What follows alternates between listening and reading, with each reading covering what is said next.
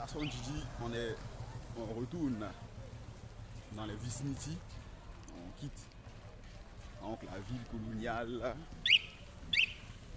que j'avais tenu à vous présenter et on retourne dans les vicinités. Et tout en retournant dans nos vicinités, nous continuons de vider le contentieux de questions relatives à l'acquisition d'une connaissance et d'une compétence. Et la question qui nous réunit, c'est la question d'un abonné qui demande pourquoi les possesseurs de crypto-monnaies qui veulent s'enrichir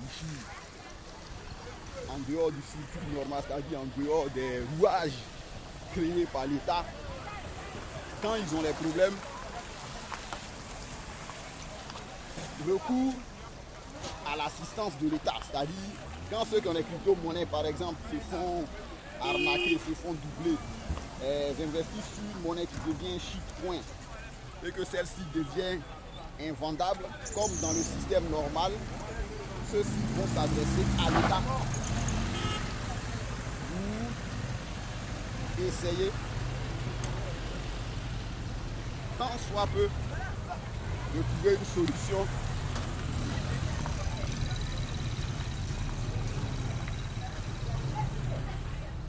satisfaisante à leurs problèmes ou bien à la problématique pour parler comme un monsieur. Pourquoi des gens qui ont voulu s'enrichir en hors de la loi, c'est-à-dire sans suivre les sentiers battus, en sortant les sentiers battus, de revenir dans les sentiers battus. Alors cette question-là également, c'est comme un petit qui posait la question, il dit pourquoi quand tu es pauvre, on dit c'est de ta faute ou bien c'est l'œuvre des sorciers, et puis quand tu es riche, on dit c'est pas simple que tu t'essaierais à donner à des pratiques mystiques qui t'auraient permis de courber la courbe, mettez-moi ce pléonasme, de courber la courbe du temps au point de pouvoir être devenu riche d'une telle somme comme ça. Alors, il faut savoir que ces gars-là, ils évoluent dans un monde, c'est-à-dire ils existent dans des pays. Et ces pays-là ont des lois. Certains pays même demandent à avoir, ou bien veulent avoir un droit de regard sur la crypto-monnaie, vu son potentiel, vu ce qu'elle représente, vu ce qu'elle peut rapporter. Je me rappelle, si les souvenirs sont bons, par exemple, le gouvernement des États-Unis a exigé aux Américains de déclarer leurs revenus en crypto-monnaie pour que ceux-ci soient imposés. Alors on est là, on part vers la fin, on est là sur la city. Voilà, donc nous retournons dans notre vicinity qui est plus calme, plus chaleureuse et où nous continuerons à suivre nos vidéos.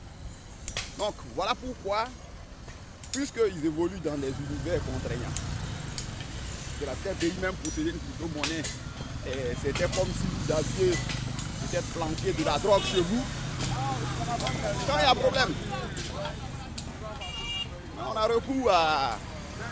recours aux régulateurs. Parce que comme expliqué dans certains États,